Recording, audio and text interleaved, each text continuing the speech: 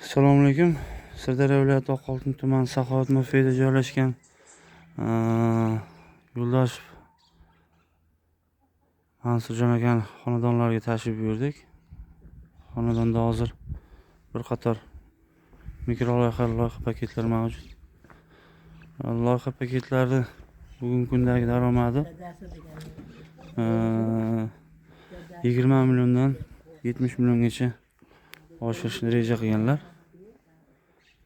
Mana hozir xonadonda tovuqlari, hozir tashqarida molxonalarni ham ko'rsataman. Mana hozir Yo'ldosh Mansurjon aka xonadonidamiz. Shu xonadonda mana hozir bu yoqda mana xonadoni bu yoqda. Mana endi tashqariga joy qilishgan mana bu yoqda. Bu taraflarda mana mollarni, hozir mollar dalada ekan.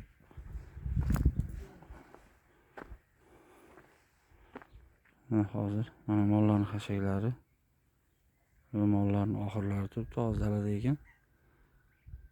Shu bo'yicha loyiha paket monitoring bo'yicha mana daromadini 20 milliondan 70 milliongacha oshirishni reja qilganlar. Xonadoni yaxshi, fayzli xonadon. Mana ko'rib turibsizlar.